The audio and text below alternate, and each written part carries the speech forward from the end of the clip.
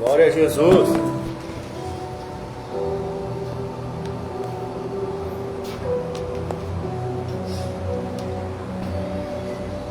Vamos ler a palavra de Deus. A paz do Senhor para você que nos acompanha através da nossa live.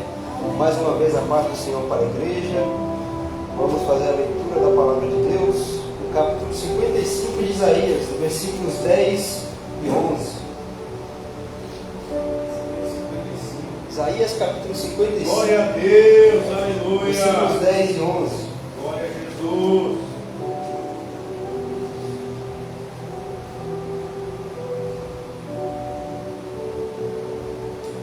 Isaías capítulo 55, versículos 10 e 11. Que diz o seguinte: porque assim como desce a chuva e a neve dos céus, e para lá não torna, mas regam a terra e fazem produzir, brotar, dar semente ao semeador e pão ao que come, assim será a minha palavra que sair da minha boca. Ela não voltará para mim vazia, antes fará o que me apraz e prosperará naquilo para que a enviei. Glória a Deus. Nós estamos no mês de outubro, estamos no final das exposições que fizemos aqui ao longo desse mês, um mês em que se comemora mais um ano da Reforma Protestante, que aconteceu em 1517, por Martinho Lutero, ele que protestou contra os dogmas da Igreja Católica Romana na era medieval, ele que protestou contra a doutrina oficial da Igreja, ao observar ali, através da própria Escritura, que muitas, na verdade todas as tradições da Igreja, não tinham nenhuma relação com o que Deus dispõe através da sua palavra. Ele que era um monge católico, era um membro do clero, uma das poucas pessoas que tinha acesso à verdade da Escritura. Então, observando a palavra de Deus, ele percebeu então que o que se era ensinado e doutrinado pela Igreja Católica até aquele tempo não tinha nenhum respaldo e embasamento na doutrina da palavra de Deus. Então ele manifesta ali um protesto contra os ensinamentos do catolicismo romano, e o protestantismo então vai crescendo, vai ganhando novos adeptos até chegar por outras fases da história da igreja que nós estudamos aqui ontem através da nossa primeira conferência, e sabemos tudo que se deu ao longo desse período até o momento em que chegamos hoje. E como é oportuno falarmos sobre reforma protestante, falamos sobre os 5 solas, os lemas da reforma, à medida que também estamos falando aqui durante essa semana sobre os 5 pontos do calvinismo, as doutrinas da graça, estamos nos debruçando aqui sobre a soteriologia, a doutrina da salvação. E hoje nós falaremos sobre os últimos 2 pontos do calvinismo, que é a graça irresistível e a perseverança dos santos. Vamos começar aqui por graça irresistível, baseado no texto que nós acabamos de ler em Isaías 55, versículos 10 e 11. Antes de nós entendermos o que é a graça irresistível, como o próprio nome diz, graça irresistível é a graça que Deus manifesta, a qual não pode ser resistida. Isso, primeiramente, não significa que Deus traz os homens a si à força.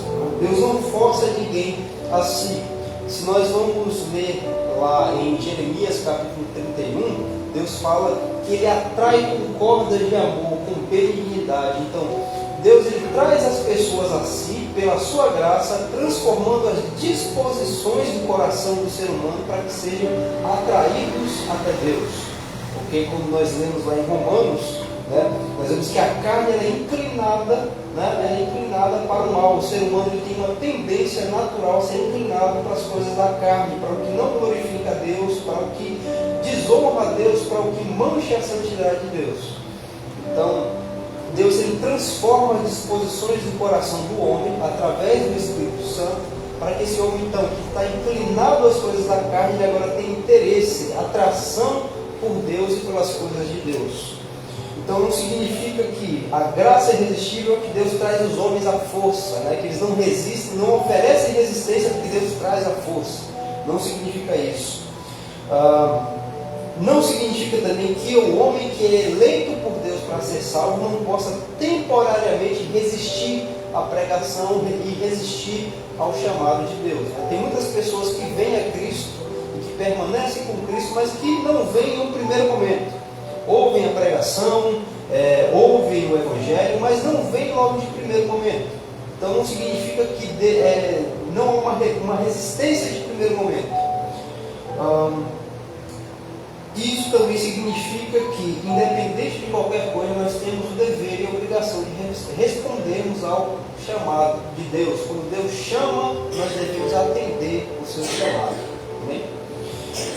Nós vemos então aqui, no capítulo 55 de Isaías, quando Deus fala acerca da sua palavra, ele fala acerca do poder soberano que ele ministra por meio dela. Quando ele diz que da mesma forma como a chuva cai, a neve cai, eles não tornam a subir, mas eles regam a terra e produzem alguma coisa, produzem semente, produzem plantas, e dá a semente àquele que semeia, e dá o pão para aquele que está buscando o seu próprio sustento. Assim também é a sua palavra, né? Ela não volta para trás, ela é direcionada para um propósito, e ela prospera em tudo aquilo que Deus quer que ela prospere. Então nós vemos aí o primeiro aspecto da palavra de Deus no tocante à sua soberania. Deus ele é soberano. Uma vez que nós entendemos que Deus ele é soberano, acontece aquilo que está escrito acerca dele. Nosso Deus está no céu, faz tudo o que lhe apraz. Ou seja, tudo que Deus faz, ele faz segundo o conselho da sua vontade e acontece da forma como ele deseja que aconteça. Nada acontece fora da vontade e do propósito de Deus. Vejamos um aspecto da soberania de Deus em Daniel 4,35, que diz o seguinte: e todos os moradores da terra são reputados em nada. Segundo a sua vontade, ele opera com os exércitos do céu e os moradores da terra.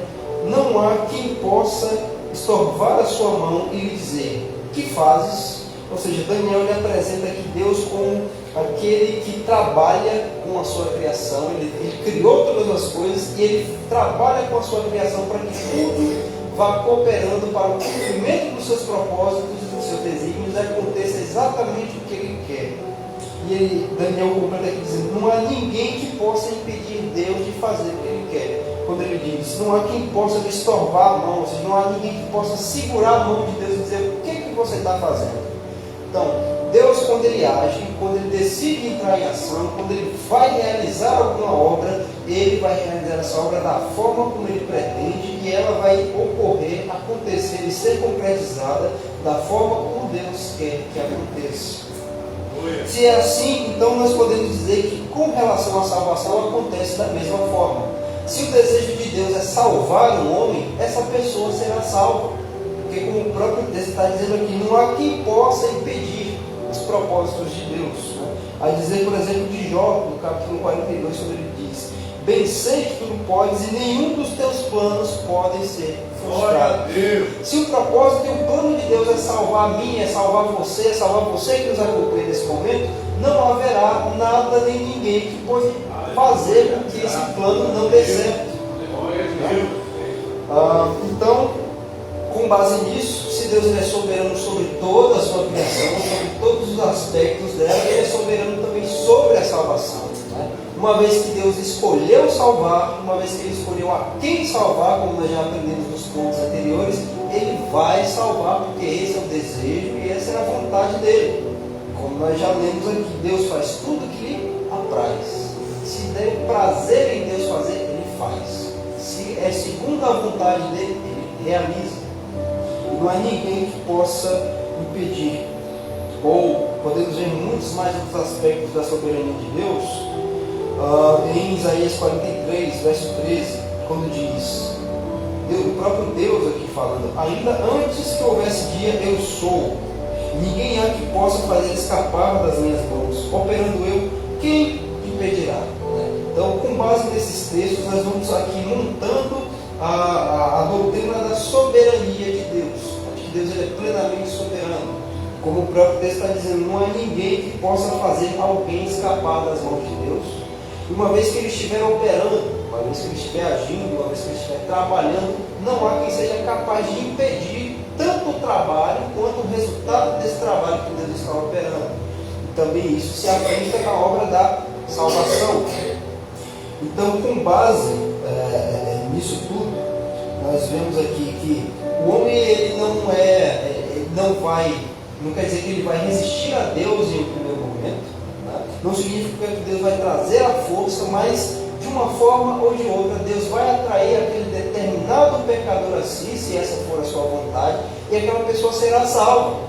Porque se essa é a vontade de Deus, se esse é o propósito que Deus tem, Ele vai fazer acontecer e não vai ter ninguém que seja capaz de impedir isso. É o que nós vemos, por exemplo, o que Paulo também escreve lá em Romanos, no capítulo de número 8, quando ele dá uma série de coisas que não são capazes de nos separar do amor de Cristo. Nós podemos até mesmo fazer a leitura do capítulo número 8, todos juntos. Romanos capítulo 8.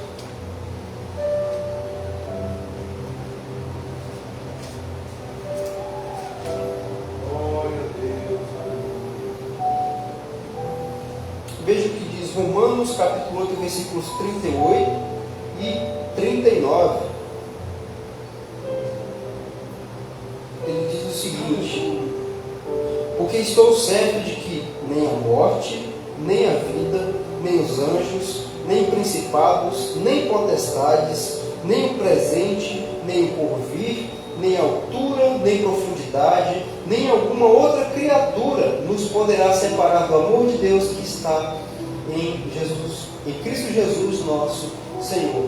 Paulo está estabelecendo claramente aqui que não há coisa alguma que seja capaz de separar o povo de Deus de Deus. Ele diz que nem mesmo a morte, que é o final de todas as coisas, desse lado da eternidade, ele está falando, nem mesmo a morte é capaz de nos separar do amor de Deus que está em Cristo. Uma vez que Deus nos amou soberanamente, uma vez que nós vemos que esse amor veio antes da fundação do mundo, que segundo a sua presciência Ele nos amou, que Ele nos conheceu antes da fundação do mundo, e que com base nesse amor Ele entrega o próprio Filho, como Paulo, mesmo no verso 32, ele fala que é aquele que nem mesmo a seu Filho poupou, antes o entregou por todos nós, como também nos dará juntamente com Ele todas as coisas. Com base nesse amor, Ele entrega o próprio Filho para salvar esse povo que Ele amou. E no final, esse povo ainda vai ter capacidade de resistir a essa salvação que Deus está operando para esse povo? Claro que não.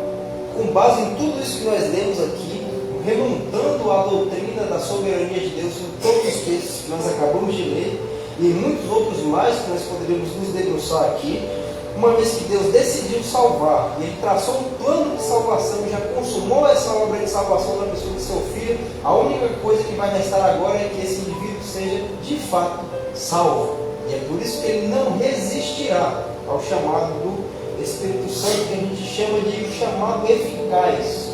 É quando o Espírito Santo chama eficazmente o pecador. É aquele momento em que ocorre a conversão genuína, naquele momento em que o pecador ouve a palavra de Deus e ele responde de maneira positiva, ele se quebranta, ele tem consciência dos seus pecados, a consciência dele agora é desperta, ele não está mais morto nos seus próprios pecados, ele agora vai até Deus em quebrantamento, em arrependimento, e ele agora se entrega genuinamente a Deus. Esse é o chamado eficaz do Espírito Santo. Esse é chamado de eficaz por quê? Porque ele é de fato eficaz, ele não falha. O Espírito Santo chama e a pessoa responde positivamente a esse chamado e vem a Cristo. Ele vem, ele não resiste mais.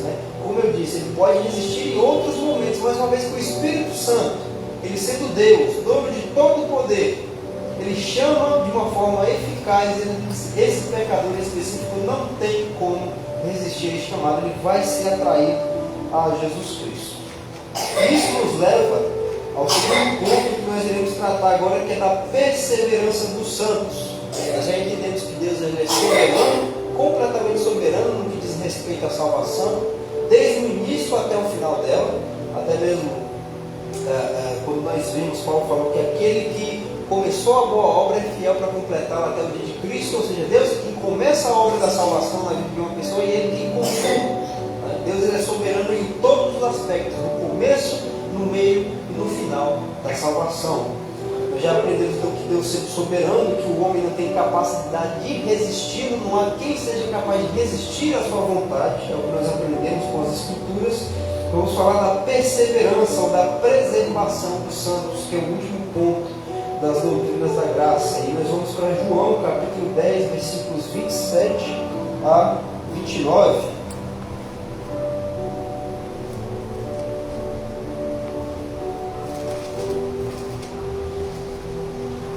João, capítulo 10, versículos 27 a 29.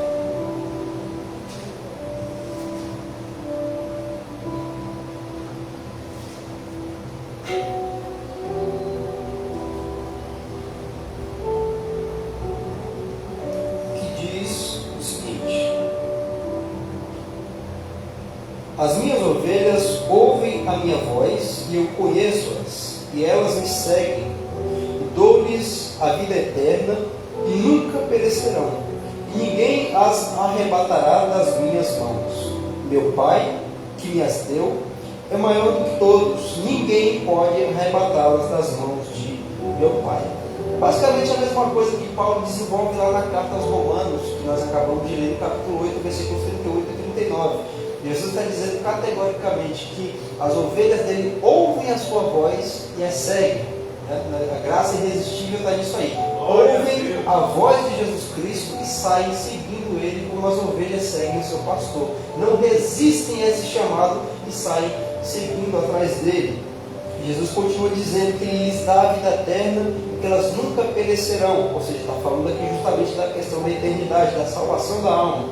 Ele diz: ninguém as arrebatará das minhas mãos. Ele repete isso mais uma vez no versículo seguinte, verso 29, quando ele diz: meu Pai me as deu, mais poderoso que todos, e ninguém pode arrebatá-la das mãos de meu Pai. Jesus está praticamente ensinando aqui claramente que uma vez que o indivíduo ele é salvo, ele é regenerado, ele é chamado eficazmente pelo Espírito Santo, e assim como uma ovelha que segue o seu pastor, essa pessoa sai seguindo Jesus Cristo, ela permanecerá nas mãos de Jesus Cristo até o final da sua caminhada. Jesus Cristo é quem vai prover todos os meios, recursos e graça necessária para que esse crente continue peregrinando aqui neste mundo até o dia da consumação, ele seja achado fiel e santificado. A doutrina da perseverança dos santos não significa, então, que o crente ele é livre para pecar à vontade. Que uma vez que ele é salvo para sempre. Se ele está salvo para sempre, ele pode andar em pecado, ele pode fazer o que ele quiser. Quando na verdade nós entendemos pelo texto de Efésios capítulo 2, versículo 10, quando diz: fomos criados, somos feitura sua, criados em Cristo Jesus para boas obras, as quais Deus preparou para que andássemos nelas. Então, mesmo o crente sendo salvo, e a salvação seja uma obra soberana de Deus, realizada pelo próprio Deus, em que as obras não têm participação alguma, as obras não têm o poder de nos santificar e nos tornar justos diante de Deus, mas somente a fé em Jesus Cristo. Não temos esse entendimento de que, uma vez que somos salvos por uma obra soberana de Deus, podemos andar da forma quanto queremos, porque Deus nos salvou e nos chamou justamente para vivermos de maneira santa e piedosa. O povo que Deus escolheu para si, que Ele redimiu pelo sangue do seu Filho, tem que andar da mesma forma como Ele andou. É o que o próprio apóstolo João escreve em uma das suas cartas: importa que aquele que diz estar nele, ande também como Ele andou. Se formos de fato salvos por Jesus, a maior prova e evidência disso é que andaremos exatamente como Ele. Assim como foi lido no verso de número 27 do capítulo 10, as minhas ovelhas ouvem a minha voz, elas me dão ouvidos, elas escutam o que eu digo e elas me seguem, ou seja, saem seguindo as pisaduras, os passos de Jesus. Então, a doutrina da perseverança dos santos não diz que podemos pecar livremente, porque fomos criados em Cristo Jesus para sermos santos. E tantas outras coisas mais que nós vemos na Escritura, como por exemplo em Hebreus 12, 14. Chamado que nós temos a santificação, segue a paz com todos, e a santificação sem a qual ninguém verá a Deus. Ou seja, nós somos chamados por Deus, pelo Espírito Santo, não somente a seguirmos a Cristo, não somente para termos a salvação em Cristo como nosso alvo, mas para sermos santos. É o que nós vemos repetidamente em muitos momentos da Escritura, que nós devemos nos santificar diariamente. Como o povo de Deus, assim como Ele é santo, sejamos nós também santos. Mas, voltando para o tema principal, que é a perseverança dos santos, nós vimos nas palavras de Cristo que é Jesus que sustenta nas suas mãos as suas ovelhas. O povo que ele veio salvar, o povo que ele escolheu redimir através do seu sangue, está nas suas mãos. E ninguém, como Paulo mesmo descreveu, que ninguém, nem nada, nem a morte, nem a vida, nem os anjos, principados, potestades, nenhuma criatura, altura, largura, profundidade, nada tem a capacidade de arrancar nenhuma das ovelhas de Cristo da mão dele. Ninguém tem essa capacidade. Glória a Deus. Nós vamos ver, por exemplo, a promessa que Deus faz em 1 Tessalonicenses 5:24. Fiel é quem vos chama, o qual também o fará. Está mostrando então que Deus ele é o princípio da salvação, como ele também é o consumador dela. Fiel é quem vos chama, ou seja, a salvação começa nesse ato de chamar. Lembra que nós estamos na graça irresistível, que Deus chama eficazmente? Deus começa no ato de chamar, como o próprio Jesus fala, as minhas ovelhas ouvem a minha voz, o pastor, ele chama as suas ovelhas e elas escutam. Fiel é quem vos chama, o qual também o fará, ou seja, o qual também vai realizar aquilo pelo qual ele está chamando o seu povo, que é para a salvação. E também o próprio Deus, no Antigo Testamento, quando ele fala acerca do seu povo, futuramente, está lá em Jeremias 32:40, ele diz: farei com eles um concerto eterno, que não se desviará deles, para lhes fazer o bem. Porém, o meu temor no seu coração, para que nunca se apartem de mim. Por que os santos perseveram? Por que uma vez salvo para sempre? Porque o próprio Deus é quem está garantindo aqui que ele é quem vai preservar o coração dessas pessoas que ele chama, purificados, é ele que vai prover a santificação e é ele que vai realizar o que é necessário para que essas pessoas não se apartem dele. Os santos não perseveram não é por causa da sua própria capacidade de perseverar, mas porque Deus é poderoso para fazer com que eles perseverem até o final de suas caminhadas. Tá? Essa mesma promessa se repete em Ezequiel 11:19 e 20. Ele diz: lhes darei um mesmo coração e um espírito novo porém dentro deles, e tirarei da sua carne um coração de pedra, lhes darei um coração de carne, para que andem nos meus estatutos e guardem os meus juízos e os executem, e eles serão o meu povo e eu serei o seu Deus. Está vendo aqui as duas coisas? Nós vemos a graça irresistível e a perseverança dos santos, como Deus diz: e lhes tirarei da sua carne um coração de pedra, um coração impenetrável, um coração que a palavra de Deus não entra de jeito nenhum, porque é endurecido. E lhes darei um coração de carne, ou seja, um coração maleável, que agora dá ouvidos à voz do pastor, que agora escuta. E agora, uma vez tendo a capacidade de escutar a voz do pastor, sairá seguindo adiante dele. E qual é o propósito de Deus fazer isso? Trocar o coração de pedra por um de carne. Para quê? Para que andem nos meus estatutos e guardem os meus juízos. Santificação. A pessoa que tem essa troca, esse transplante de coração, vai fazer o quê? Vai andar nos juízos de Deus e vai guardar os seus estatutos. Ou seja, vai andar em santidade. Então não existe essa de dizer que uma vez que a pessoa é salva e ela permanecerá salva para sempre, ela está livre para fazer o que quiser, porque já está salva mesmo. Não. A maior evidência de um salvo genuíno é que ele é purificado primeiro no coração, nas disposições do seu coração, de dentro para fora. Ele agora vai se tornando mais parecido com Jesus Cristo, ele vai andando em santidade. Tá? E tantos outros textos que nós poderíamos ler aqui acerca da preservação dos santos, como por exemplo em 2 Tessalonicenses 3, versículo 3 diz o seguinte: mas fiel é Deus, o Senhor, que vos confortará e vos guardará do maligno. Ou seja, há uma promessa aqui de que Deus guarda os seus santos, os seus fiéis, os seus eleitos, aqueles que Ele já santificou, aqueles que Ele já justificou pelo sangue de Cristo, mediante a fé. Está dizendo que Ele é quem os guarda do maligno. Se Deus os guarda do maligno, é justamente por isso que Deus vai preservá-los até o final de pé. O que não significa que ao longo da caminhada o crente não caia. Às vezes ele pode cair, ele pode pecar.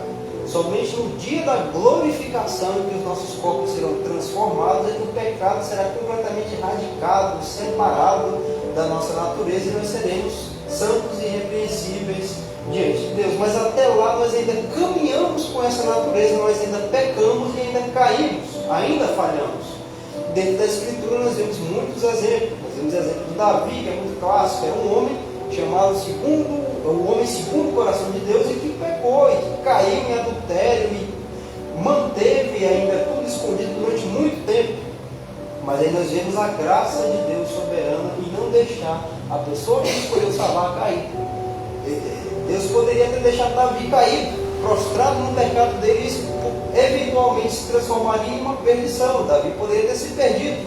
Mas por quê? Porque Deus escolheu salvar Davi, porque Deus queria que Davi fosse salvo, que Deus permaneceu seu propósito firme com ele.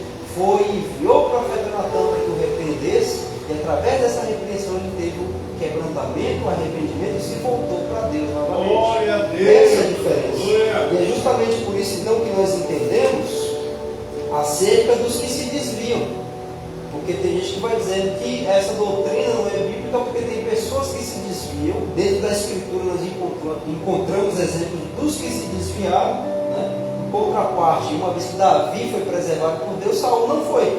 Saul se desviou. Teve um bom começo, o Espírito Santo veio sobre ele. Nós lemos lá em 1 Samuel, ele até profetiza pelo Espírito Santo, mas nós vemos depois que ele se desviou. E que no lugar do Espírito que estava sobre ele, agora vinha um Espírito mau para atormentá-lo sempre. E ele se perdeu. A alma de Saul foi perdida.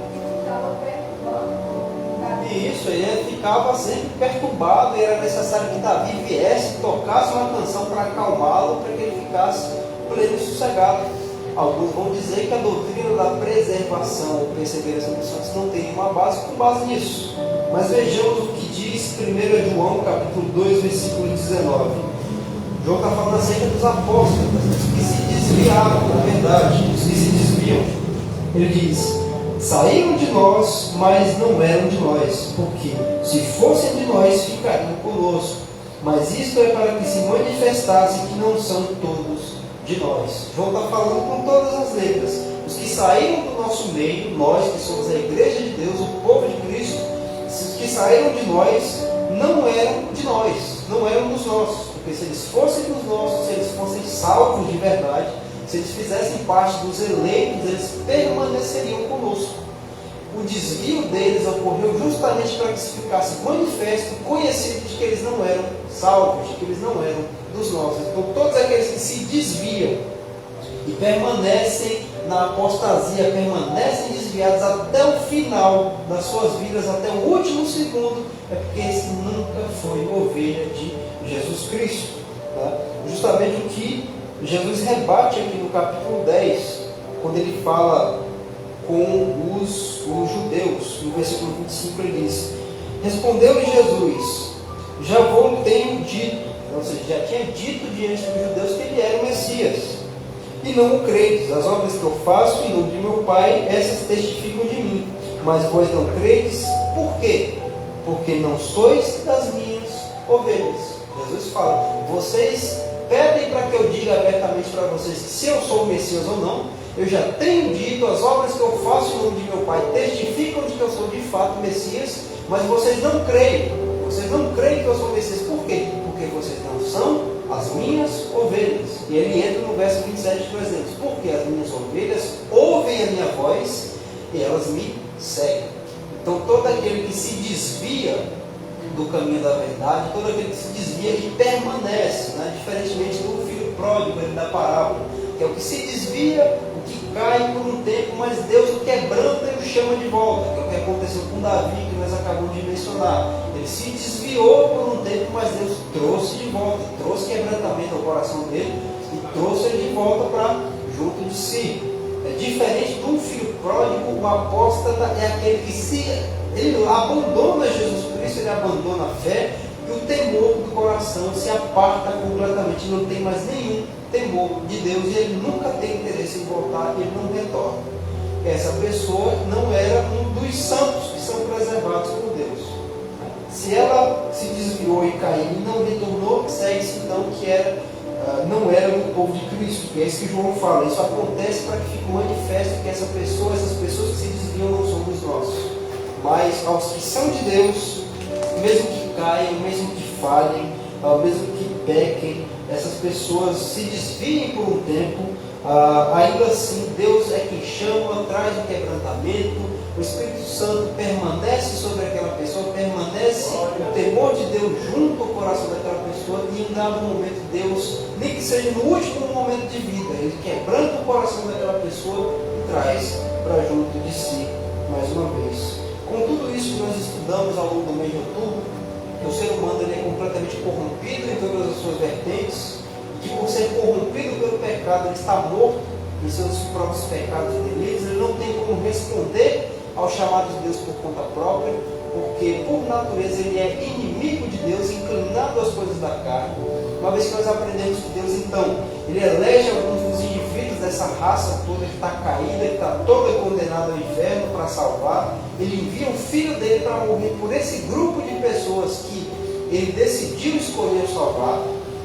Nós entendemos então que Deus ele é completamente soberano em todos os aspectos da criação, uma vez que ele chama os seus eleitos, as pessoas que ele escolheu para si, eles responderão mediante o chamado eficaz do Espírito Santo, e o próprio Deus será o responsável por cuidar da preservação dessa pessoa desde o início da caminhada com Cristo até aquele grande dia. E isso é maravilhoso, saber que Deus cuida de nós dessa forma. É maravilhoso e nos leva a confiarmos mais em Deus e a descansarmos em saber que uma vez que nós fomos salvos, fomos resgatados por Deus do mundo, fomos resgatados das garras do diabo, o pecado não tem mais domínio sobre nós, é um motivo de alegria e um motivo de descanso, saber que Deus está cuidando e preservando o nosso Espírito Santo até aquele grande dia, e saber que nós temos essa segurança, porque se nós fôssemos confiar em nós mesmos para sermos salvos, nós já teríamos perdido a nossa salvação há muito tempo. Se nós fôssemos confiar nos nossos próprios méritos, nas nossas próprias obras, na nossa própria capacidade de alcançar de Deus alguma coisa, primeiro que nem salvos nós teríamos. Porque o que a Bíblia vai dizer que as nossas obras para Deus são como um trapo de imundícia, são como as nossas justiças são como um pano que envolve o corpo de um leproso, que está eliminando aquela secreção. Para Deus não tem valor nenhum, para Deus não serve para sermos justificados. E mesmo que uma vez que fôssemos justificados pela fé, a nossa salvação se mantesse pelo nosso proceder, já teríamos perdido ela há muito tempo. Porque o tempo todo nós, não o tempo todo, mas volta e meia, nós caímos, transgredimos, pecamos, e isso já seria o suficiente para que essa salvação fosse perdida. E o que a Escritura ensina, com base no que nós lemos aqui, é que não é assim que funciona.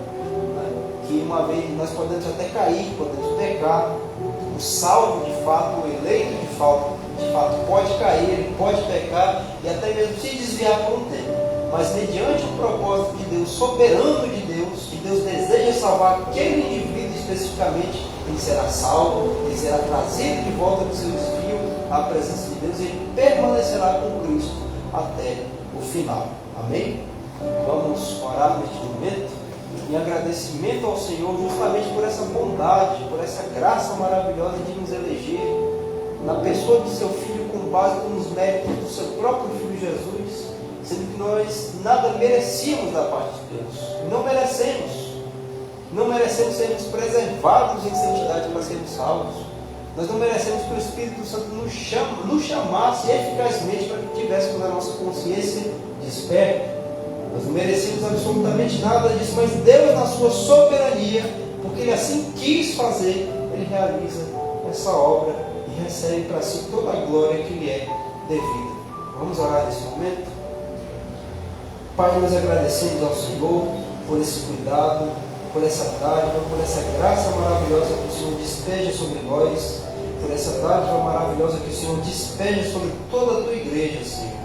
Nós não merecemos a salvação, nós não merecemos os teus favores, nós não merecemos a tua graça, nós não merecemos a sua presença, não merecemos a presença do teu Espírito Santo em nós, não merecemos as Escrituras que testificam do Senhor, não merecemos a maior de todas as dádivas que o Senhor nos concedeu, que foi o próprio Cristo, o seu amado Filho, mas o Senhor, pela sua soberania, pelo seu amor, pela sua grandeza, pela sua própria vontade, o Senhor decidiu nos salvar, o Senhor escolheu um povo para si, o Senhor entregou o seu próprio Filho para remir esse povo, para redimi-lo, para justificá-lo. O Senhor enviou o seu Espírito Santo para nos santificar. É o Senhor quem nos guarda do maligno, é o Senhor que nos guarda do mundo, o Senhor que continua nos guardando até o final, ó Deus. Nós agradecemos ao Senhor por isso, nós somos gratos a Ti por isso. E pedimos, Senhor, que o Senhor continue salvando, que o Senhor continue chamando eficazmente todos os seus eleitos e eleitas,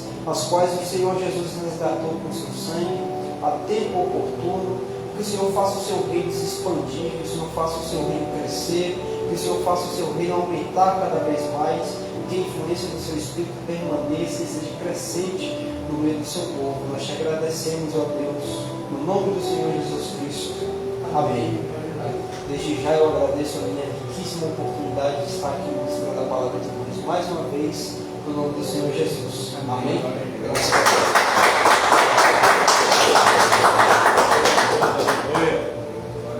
Amém, glória a Deus. Graças ao nosso bondoso Deus, amém. Louva a Deus pela vida do nosso professor Mateus, que veio aqui e trouxe essa palavra maravilhosa. Louva a Deus pela vida de cada irmão e irmã aqui presente. Que Deus abençoe cada um de nós, que Deus nos dê uma boa semana para a sua glória, com uma semana de bênção, uma semana de vitória, uma semana abençoada pelo nosso Deus, amém. Que Deus abençoe a tua vida, meu irmão, minha irmã, que assistiu essa live, que acompanhou essa mensagem, que possamos guardar em nossos corações a boa semente da palavra de Deus, e como Mateus orou aqui, que o Senhor Deus venha nos dar graça para que essa semente venha germinar, crescer e produzir fruto para a glória do nosso Deus, amém? Você que é aqui de Onápolis, nós te convidamos para estar conosco em uma das nossas reuniões. Nós cultuamos ao nosso Senhor aqui na rua Sucupira, esquina com a Pedro Rosa, em frente à Praça Colibri, aqui no bairro Guzmão. Você é nosso convidado. Nós nos reunimos às quintas-feiras, sexta, sábado e domingo. São 4 dias da semana: quinta, sexta, sábado e domingo. A partir das 19 horas as portas já estão abertas. Você pode vir em nome de Jesus Cristo, venha, qualquer pessoa pode vir. Aqui nós não fazemos discriminação de ninguém, absolutamente ninguém, amém? Todos são bem-vindos para ouvirem a santa palavra de Deus. Vamos agradecer ao Senhor por este momento. Pai, nós te damos graças. Graças damos por mais um culto, por mais um dia, por mais uma semana que estamos iniciando para a tua glória. A Ti, Pai Santo, consagramos as nossas vidas, os nossos lares, as nossas famílias, Senhor. Ó Deus eterno, entregamos tudo nas Tuas mãos, Senhor. Humildemente rogamos que a Tua santa presença, Jesus, seja conosco essa semana, Pai querido, para a Tua honra, para a Tua glória. Nos dê uma boa semana de vitória, de bênção, Senhor, para a Tua glória, para o Teu louvor, Pai amado. Pedimos em nome do Senhor Jesus. Amém. Graças a Deus. Faz assim com sua mão. Que a graça de nosso Senhor e Salvador Jesus Cristo, o grande amor de Deus, nosso eterno Pai, a comunhão e consolação do Espírito Santo de Deus seja conosco, seja com todo o povo de Deus espalhado sobre toda a face da terra. E nós dizemos: amém. Que o Senhor te abençoe e te guarde. Que o Senhor faça resplandecer a luz do seu rosto sobre ti. Que o Senhor tenha misericórdia de ti. Que o Senhor sobre ti levante o seu rosto e te dê a paz. Amém? As palmas do Senhor, nosso culto está encerrado.